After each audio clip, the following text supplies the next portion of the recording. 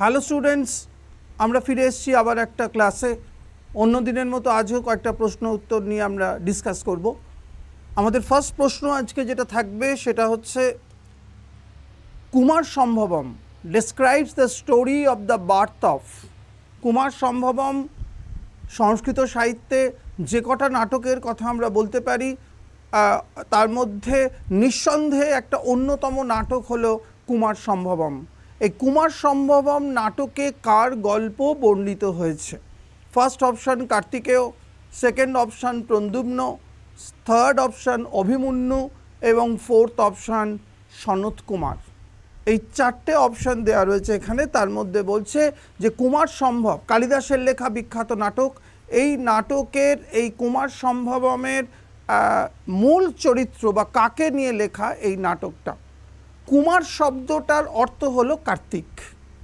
কুমার বলতে এখানে কার্তিককে বলা হয়েছে। আর সম্ভবম মানে বুঝতে পারছো পসিবিলিটি। তাহলে কিসের possibility? The possibility of the birth of Kartikeya.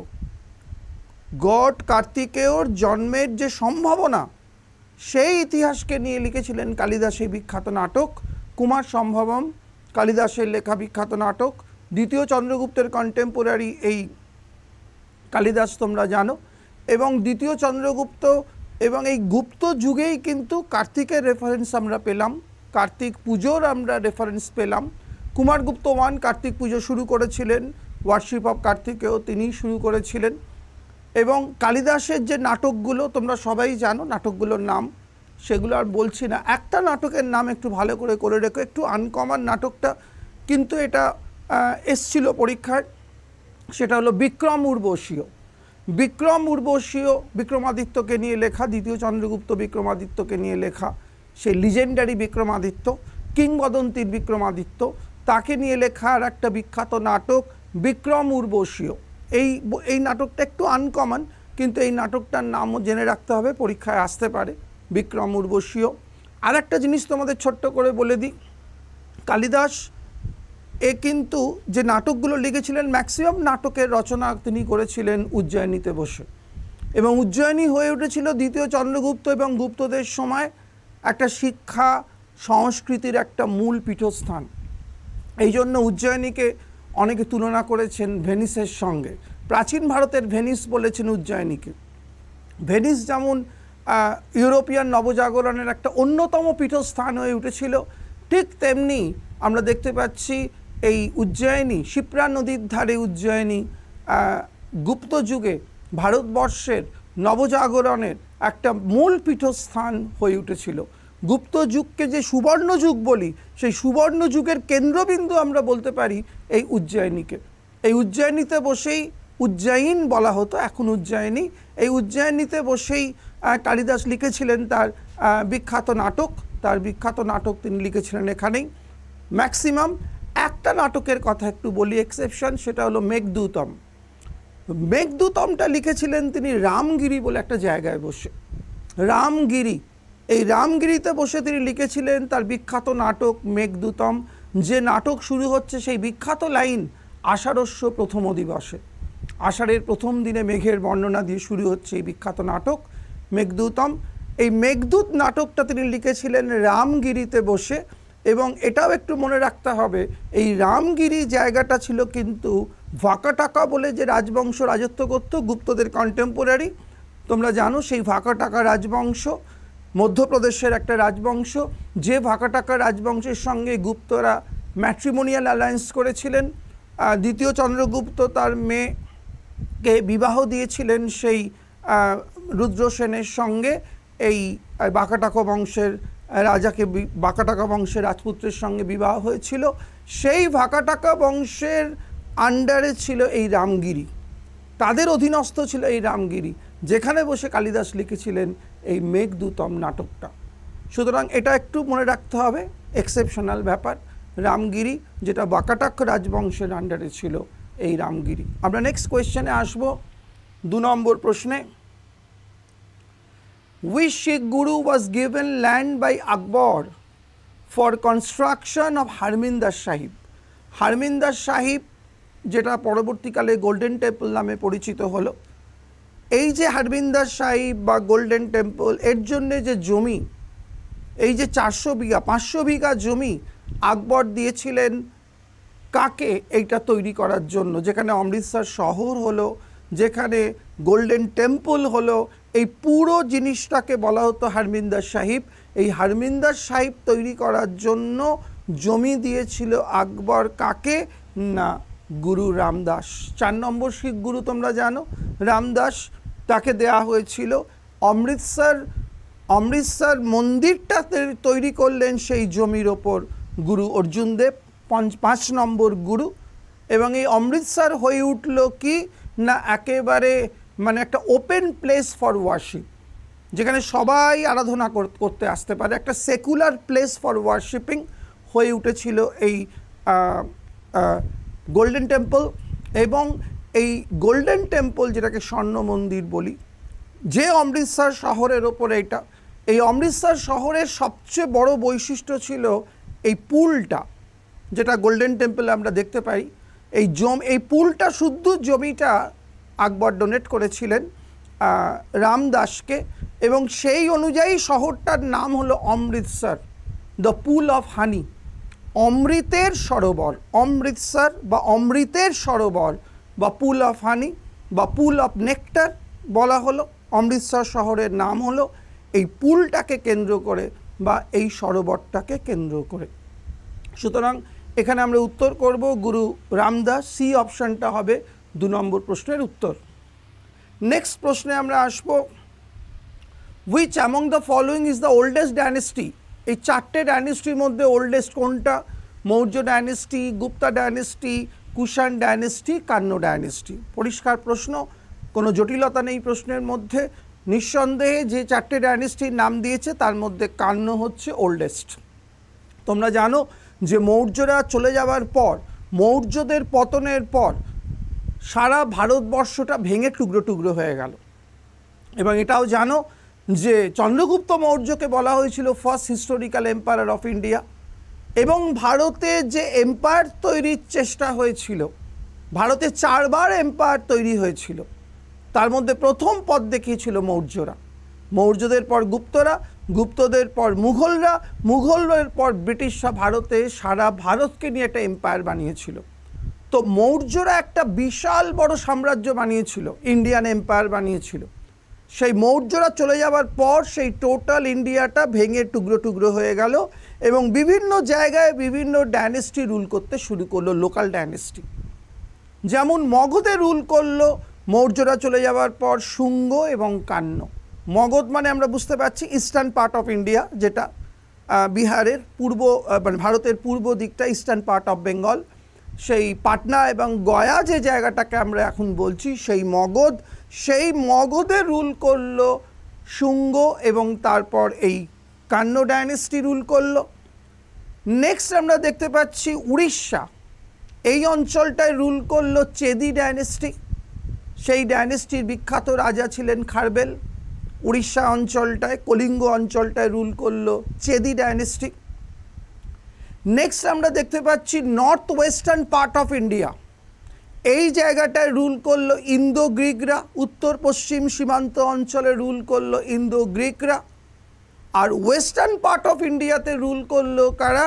পশ্চিম দিকটায় রুল করলো শকরা।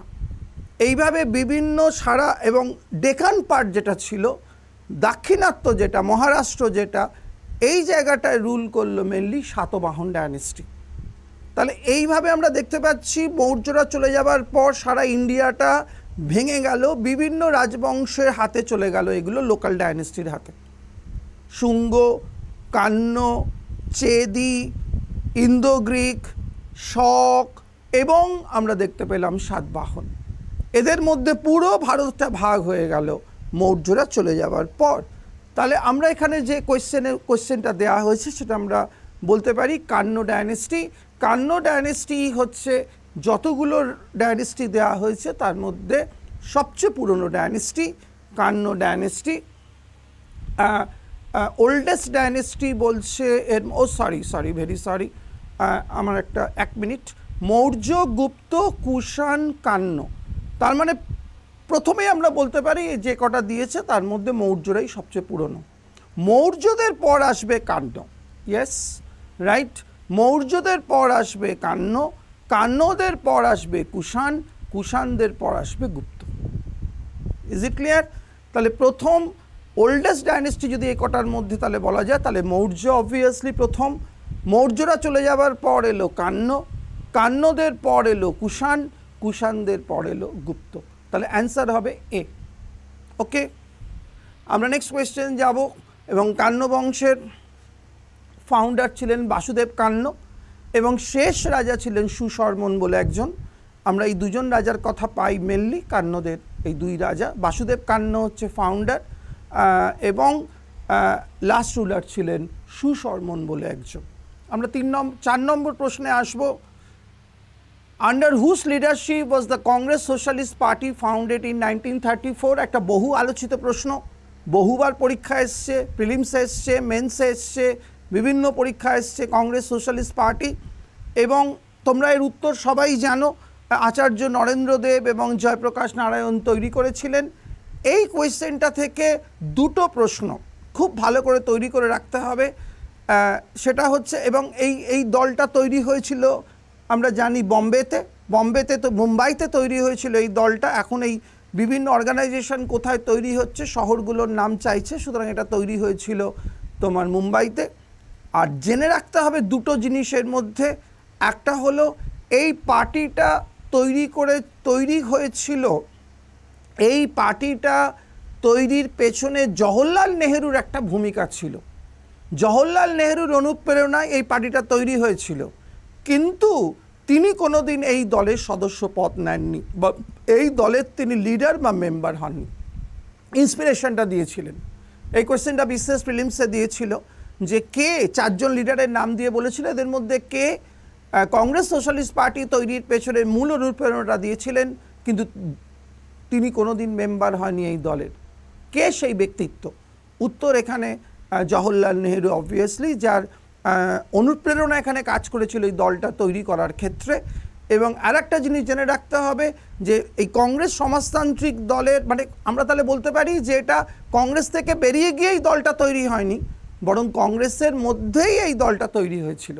এবং অনেকে বলেছেন এটা কংগ্রেসের বি টিম বলেছেন, অনেকে কংগ্রেসের বি টিম বলে এটাকে অনেকে মানে ডেসক্রাইব করেছেন এই দলটাকে। কংগ্রেসের মধ্যেই একটা প্ল্যাটফর্ম কংগ্রেস সোশ্যালিস্ট পার্টি। আর একটা জিনিস মনে রাখতে হবে, এই পার্টি তৈরি হলো কেন, এই পার্টি তৈরির উদ্দেশ্য কি ছিল? এই পার্টি তৈরির উদ্দেশ্য ছিল একটাই, সেটা হচ্ছে আরও বেশি সংখ্যক কৃষক এবং শ্রমিকদের জড়ো করা ব্রিটিশ বিরোধী আন্দোলনে। আরও বেশি সংখ্যক কৃষক এবং শ্রমিকদের ব্রিটিশ বিরোধী আন্দোলনে সামিল করাই ছিল এই দলের অন্যতম উদ্দেশ্য। তাহলে উদ্দেশ্য কি ছিল, কার অনুপ্রেরণায় তৈরি হয়েছিল, এই দুটো জিনিস। আর একটা জিনিস মনে রাখতে হবে যে কোন ব্রিটিশ বিরোধী আন্দোলনে নেতৃত্ব দিয়েছিল কংগ্রেস সোশ্যালিস্ট পার্টি। তোমরা জানো ভারত ছাড়ো আন্দোলন, ভারত ছাড়ো আন্দোলনে সমস্ত কংগ্রেস নেতৃবৃন্দকে গ্রেপ্তার করা হয়েছিল যেদিনকে আন্দোলন শুরু হবে সেই দিনকে। এবং সেই জন্য গান্ধীজি, আজাদ, নেহেরু সবাইকে গ্রেপ্তার করা হয়েছিল। এবং সেই ফাঁকা জায়গাটাকে ফিল্ড আপ করতে এগিয়ে এসেছিল যে দল, যাদের নেতৃত্বে এই আন্দোলন হয়েছিল, তারা হচ্ছে এই কংগ্রেস সোশ্যালিস্ট পার্টি। জয়প্রকাশ নারায়ণ একটা বিখ্যাত নাম, তোমরা জানো, বিখ্যাত নেতা এই আন্দোলনের, ভারত ছাড়ো আন্দোলনের। সুতরাং কংগ্রেস সোশ্যালিস্ট পার্টি নেতৃত্ব দিয়েছিল ভারত ছাড়ো আন্দোলন, একটা বিখ্যাত আন্দোলন 1942-তে। এই জায়গাগুলো একটু খেয়াল রাখতে হবে। নেক্সট পয়েন্টে আমরা আসবো, নেক্সট কোয়েশ্চেনে আমরা আসবো। The system of communal electorate in India was first introduced by. একটা খুব কমন প্রশ্ন, কিন্তু এই প্রশ্নের মধ্যেও কিন্তু কিছু জিনিস লুকিয়ে আছে, সেগুলো ভালো করে দেখতে হবে। এই উত্তরটা তোমরা সবাই জানো, মরলে মিন্টো রিফর্ম অ্যাক্ট 1909। কমিউনাল ইলেক্টোরেট, এখানে পরিষ্কার বলা হলো মুসলিমরা আলাদা ভোট দেবে, মুসলিমদের জন্য সেপারেট ইলেক্টোরেট হবে। ওকে, মুসলিমদের জন্য আলাদা ইলেক্টোরেট হবে। সুতরাং এই যে মরলে মিন্টো রিফর্ম অ্যাক্ট 1909-এ দুজনের উদ্যোগে হয়েছিল। লর্ড মরলে, যিনি সেক্রেটারি অফ স্টেট ছিলেন, আর লর্ড মিন্টো টু তখন আমাদের ভাইসরয়, যে মিন্টো টুকে বলা হয়েছিল কি না ফাদার অফ কমিউনাল ইলেক্টোরেট বা father of divide and rule. Father of divide and rule কেন বলা হয়েছিল, ফাদার অফ কমিউনাল ইলেক্টোরেট কেন বলা হয়েছিল, এই আইনটা প্রণয়নে এর ভূমিকা ছিল অন্যতম, এই জন্যকে বলা হয়েছিল ফাদার অফ কমিউনাল ইলেক্টোরেট। আর ওকে father of divide and rule কেন বলা হলো, তার কারণ তোমরা জানো 1906-এ মুসলিম লীগ তৈরি হওয়ার আগে সিমলায় একটা ডেপুটেশন দিয়েছিল মুসলিম নেতারা, যেটাকে লিড করেছিল আগা খান এবং সেলিমুল্লাহ, এবং তারা যে দাবিপত্রগুলো দিয়েছিল মিন্টো টু এর কাছে মুসলিম নেতারা, তার মধ্যে একটা অন্যতম দাবি ছিল যে কংগ্রেসের মতো একটা ন্যাশনাল পলিটিক্যাল প্ল্যাটফর্ম দরকার মুসলিমদের জন্য। কারণ কংগ্রেস যেভাবে কাজ করছে তাতে এরকম একটা প্রো হিন্দু অর্গানাইজেশন তারা যেটাকে প্রজেক্ট করার চেষ্টা করছিল, সুতরাং তাদের হাত থেকে বেরিয়ে আসার জন্য, তাদের ছায়া থেকে বেরিয়ে আসার জন্য মুসলিমদেরও এরকম একটা ন্যাশনাল পলিটিক্যাল প্ল্যাটফর্ম দরকার, এটা দাবিপত্রে ছিল। যে দাবিপত্রটা তারা পেশ করেছিল সিমলায় গিয়ে লর্ড মিন্টো টু এর কাছে, এবং অবভিয়াসলি মিন্টো টু এটাকে দু হাত তুলে স্বাগত জানিয়েছিল এই দাবিপত্রটাকে। এবং তোমরা জানো এই ঘটনার পরেই ঢাকাতে তৈরি হয়েছিল মুসলিম লীগ 1906-এ।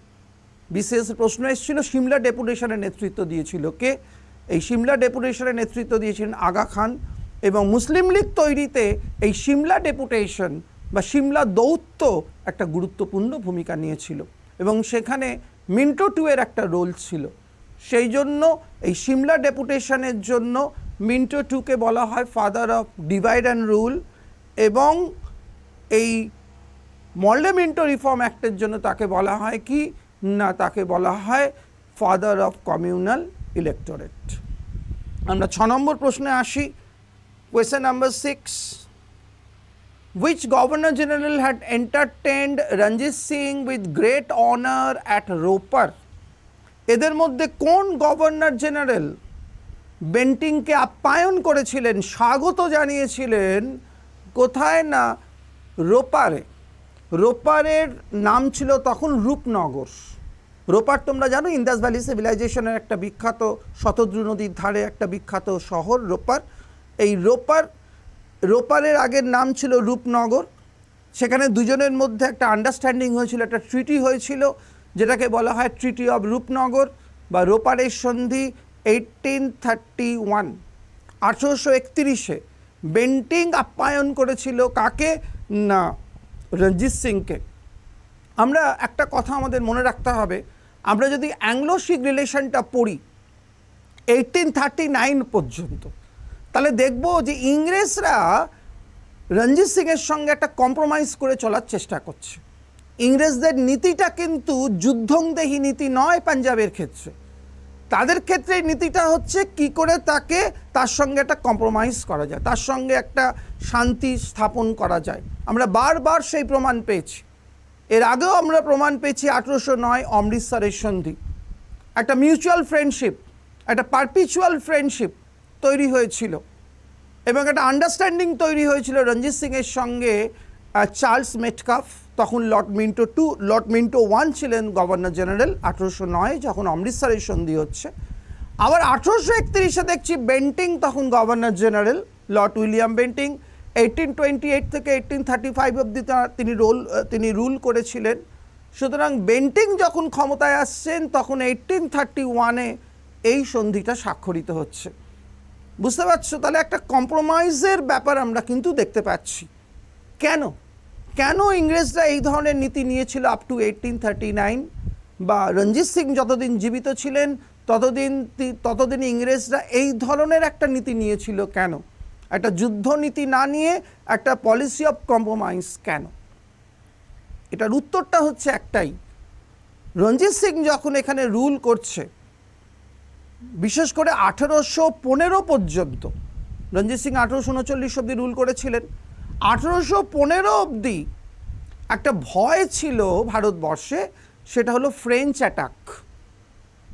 এখানে যখন রঞ্জিত সিং রুল করছে তখন ইউরোপে দাপিয়ে বেড়াচ্ছে, ফ্রান্সে দাপিয়ে বেড়াচ্ছে, ইউরোপে দাপিয়ে বেড়াচ্ছে তখন নেপোলিয়ন বোনাপার্ট। এবং একটা সম্ভাবনা দেখা দিয়েছিল যে ফ্রেঞ্চরা যে কোনো সময় এই ভারতের মধ্যে ঢুকতে পারে under the leadership of Napoleon Bonaparte. এই যে ভয়টা ভারতবর্ষকে, ইন্ডিয়ার এই কলোনিটাকে, ব্রিটিশরা তাদের এই কলোনিটাকে ফ্রেঞ্চদের অ্যাটাক থেকে বাঁচানোর জন্য রঞ্জিত সিংয়ের সঙ্গে একটা কম্প্রোমাইজিং পলিসি নিয়েছিল। তোমরা জানো রঞ্জিত সিং এমন একটা জায়গায় শাসন করত যেটা ছিল গেটওয়ে অফ ইন্ডিয়া। যে কোনো ফরেন অ্যাটাক হতো এই আফগানিস্তান, পাঞ্জাব হয়ে দিল্লি। সুতরাং এইটাকে আটকানোর জন্যই কিন্তু, ফ্রেঞ্চ অ্যাটাককে আটকানোর জন্যই, ফ্রেঞ্চ অ্যাগ্রেশনকে আটকানোর জন্যই, ফরাসি আক্রমণকে আটকানোর জন্যই কিন্তু ব্রিটিশরা মেনলি রঞ্জিত সিংয়ের রাজত্বকালে একটা পলিসি অফ কম্প্রোমাইজ নিয়েছিল instead of policy of warfare. সুতরাং দুটো জিনিস আমরা এই প্রমাণ পেলাম, একটা অমৃতসরের সন্ধি আর একটা এইটা রোপারের সন্ধি বা রূপনগরের সন্ধি। রোপারের আগের নাম ছিল রূপনগর, শতদ্রু নদীর ধারে রোপার। 7 নম্বর প্রশ্নে আসবো, when was the All India Women Conference founded? 1927-এ এই মহিলাদের এই কনফারেন্স তৈরি হয়েছিল 1927-এ, এবং ভারতীয় মহিলাদের ডেভেলপমেন্টে, এডুকেশন এবং কালচারাল ডেভেলপমেন্টে এই সংগঠনটা একটা ইম্পর্টেন্ট রোল প্লে করেছিল 1927-এ। আমরা দেখতে পাচ্ছি অল ইন্ডিয়া উইমেন কনফারেন্স, এবং এই অল ইন্ডিয়া উইমেন কনফারেন্স বাংলায় ভারতবর্ষের নারী মুক্তি আন্দোলন, যে নারী মুক্তি আন্দোলন ভারতীয় নারীদের, ভারতীয় বিদুষী নারীরা মহারাষ্ট্রের জ্যোতিবা ফুলে বা আরও যারা শুরু করেছিল, সেই আন্দোলনকে কিন্তু আরও সামনের দিকে এগিয়ে নিয়ে গেছিল অল ইন্ডিয়া উইমেন কনফারেন্সের এই সংগঠনের প্রতিষ্ঠা। এবং এই নামটা দেখেই আমরা বুঝতে পারছি যে এই সংগঠনের ছত্রছায়ায় সারা ভারতবর্ষের নারীদের এক জায়গায় আনার একটা চেষ্টা করা হয়েছিল। একটা নারী মুক্তি আন্দোলন শুধু কোনো অঞ্চলের নয়, সারা ভারতবর্ষের। সুতরাং 1927 এটা উত্তর হবে, all India women conference was founded in 1927। আমরা 8 নম্বর প্রশ্নে যাব, which day was observed as the direct action day by the Muslim League? একটা খুব কমন প্রশ্ন, অনেকবার দিয়েছে। 16th August 1946। এই সময়টায় আমরা দেখতে পাচ্ছি যে সুরাবর্দী বাংলার মুখ্যমন্ত্রী ছিলেন। ডাইরেক্ট অ্যাকশন ডে একটা সাংঘাতিক রায়ট হয়েছিল এবং সারা ভারতবর্ষেই হয়েছিল। এবং এই রায়টে আমরা দেখতে পাচ্ছি যে দুটো জায়গা সবচেয়ে বেশি অ্যাফেক্টেড হয়েছিল, একটা আমাদের কলকাতা এবং আর একটা নোয়াখালী। এই দুটো জায়গা সবচেয়ে বেশি অ্যাফেক্টেড হয়েছিল। এবং একটা কোয়েশ্চেন তোমাদের সঙ্গে আগেও আমি আলোচনা করেছি, শেয়ার করেছি, সেটা হচ্ছে এই দিনে 16ই অগস্ট 1946-এ গান্ধীজি কোন শহরে ছিলেন?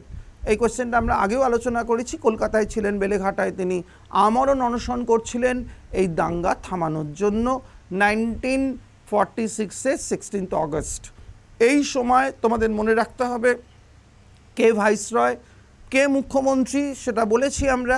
মুখ্যমন্ত্রী ছিলেন সুরাবর্দী বাংলার, আর ভাইসরয় ছিলেন 46 মানে লর্ড ওয়াভেল। আমরা নেক্সট প্রশ্নে আসব, 9 নম্বর প্রশ্নে। 9 নম্বর প্রশ্নে আমরা আসব, as per provision of the charter act of 1833, একটা এপক মেকিং অ্যাক্ট, একটা যুগান্তকারী আইন, 33-র এই আইন, এ ল কমিশন ওয়াজ কনস্টিটিউটেড। সেখানে বলা হয়েছিল একটা ল কমিশন থাকবে যারা আইনগুলো নিয়ে দেখাশুনো করবে। সেখানে ফার্স্ট ল মেম্বার হিসেবে কাকে নির্বাচিত করা হয়েছিল বা কাকে মনোনীত করা হয়েছিল? ল কমিশনের প্রথম ল মেম্বার হিসেবে বেন্টিংকে, মেকলেকে, কলিন ক্যাম্বেলকে, হেনরি লরেন্সকে। উত্তর হবে মেকলেকে। এটা তৈরি করা হয়েছিল বেন্টিংকে রাজত্বকালে 1833 চার্টার অ্যাক্ট, মানে লর্ড উইলিয়াম বেন্টিং তখন গভর্নর, ভারতের গভর্নর জেনারেল হয়েছিলেন তিনি এই আইন অনুযায়ী। এবং লর্ড মেকলে, সেকেন্ড অপশানটা উত্তর হবে Lord Macaulay, Thomas Babington Macaulay, সেই বিখ্যাত মেকলের কথা তোমরা সবাই পড়েছ, যে মেকলের মিনিট অনুযায়ী ভারতবর্ষে ওয়েস্টার্ন এডুকেশন বা ইংরেজি শিক্ষা চালু হয়েছিল। ডাউন ফিল্ট্রেশন থিওরির জনক যাকে আমরা বলতে পারি Lord Macaulay, father of down filtration theory. যে থিওরি অনুযায়ী ভারতবর্ষে ইংরেজরা তাদের ইংরেজি শিক্ষাটাকে চালু করেছিল, সেই টমাস ব্যাবিংটন মেকলে, সেই মেকলে তোমার এই ল মেম্বার হিসেবে মনোনীত হয়েছিলেন প্রথম, according to charter act of 1833। তোমাদের সবসময় বলেছি, আবার বলছি, অ্যাক্টগুলো ভালো করে দেখবে। 33 চার্টার অ্যাক্ট একটা খুব ইম্পর্টেন্ট অ্যাক্ট। এই রেকমেন্ডেশন ছাড়া আরও দুটো রেকমেন্ডেশন মনে রাখতে হবে এই চার্টার অ্যাক্টের। একটা হচ্ছে গভর্নর জেনারেল অফ বেঙ্গলটা কনভার্ট হয়ে গেল governor general of India. Bentinck হলেন প্রথম গভর্নর জেনারেল ভারতবর্ষের। এছাড়া আর একটা সবচেয়ে ইম্পর্টেন্ট রেকমেন্ডেশন, চায়নার সঙ্গে যে মনোপলি ট্রেডটা টিকে ছিল ইস্ট ইন্ডিয়া কোম্পানি, 13তে তো সমস্ত দেশের সমস্ত মনোপলি ট্রেড বন্ধ করে দেওয়া হয়েছিল ইস্ট ইন্ডিয়া কোম্পানি, শুধু চায়নার সঙ্গে ট্রেডটা কন্টিনিউ করছিল, সেটাকেও এই আইন অনুযায়ী বন্ধ করে দেওয়া হলো। তার মানে ইস্ট ইন্ডিয়া কোম্পানির মনোপলি ট্রেডিং পাওয়ারটা টোটালি অ্যাবলিশ হয়ে গেল 1833 charter অ্যাক্টে।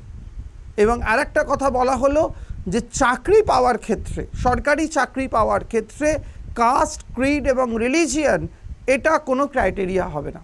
Irrespective of caste, creed and religion সবাইকে চাকরির সুযোগ দেওয়া হবে এবং মেরিট হবে লাস্ট কথা। এটাও একটা রেকমেন্ডেশন করা হয়েছিল charter act of 1833, lord William বেন্টিংকের সময় হয়েছিল এবং এই আইন অনুযায়ী বেন্টিং হয়েছিলেন প্রথম ভারতবর্ষের গভর্নর জেনারেল। আজকে আমাদের শেষ প্রশ্ন এটাই, 10 নম্বর প্রশ্নে আমরা আসব। In which city of south Africa was Gandhiji beaten up and thrown off the pavement by the white people, thrown off the pavement of the common people, white people। এই ঘটনাটা কোথায় ঘটেছিল? প্রথমত গান্ধীজিকে ফেলে দেওয়া হয়েছিল ট্রেন থেকে, এটাও একটা ব্যাপার ঘটেছিল। এটাও একটা ব্যাপার ঘটেছিল, কোথায় ঘটেছিল? জোহানেসবার্গে ঘটেছিল, যে গান্ধীজিকে অপমান করা হয়েছিল। রেশিয়াল ডিসক্রিমিনেশন একটা সাংঘাতিক জায়গায় পৌঁছেছিল, যে রেশিয়াল ডিসক্রিমিনেশন নিয়ে পরবর্তীকালে নেলসন ম্যান্ডেলা লড়াই করেছিলেন। সেই রেশিয়াল ডিসক্রিমিনেশন বা অ্যাপার্থেড যেটাকে বলা হয় সাউথ আফ্রিকার ভাষায়, তার বিরুদ্ধে লড়াই করেছিলেন যে তোমার নেলসন ম্যান্ডেলা। সেই নেলসন ম্যান্ডেলা যার পথে এগিয়েছিলেন তিনি হলেন মহাত্মা গান্ধী, এবং এই জন্যেই নেলসন ম্যান্ডেলাকে বলা হয় সাউথ আফ্রিকার মহাত্মা গান্ধী। এবং এই যে ঘটনাটা ট্রেন থেকে ফেলে দেওয়া বা পেভমেন্টে বা ফুটপাথে থাকে ফেলে দেওয়া, এই যে ঘটনাগুলো, এই যে রেশিয়াল ইভেন্টসগুলো, এই ইভেন্টসগুলোই কিন্তু গান্ধীজিকে পুশ করলো কোথায়? এই অ্যান্টি রেসিস্ট মুভমেন্টে বা অ্যান্টি অ্যাপার্থেড মুভমেন্টে।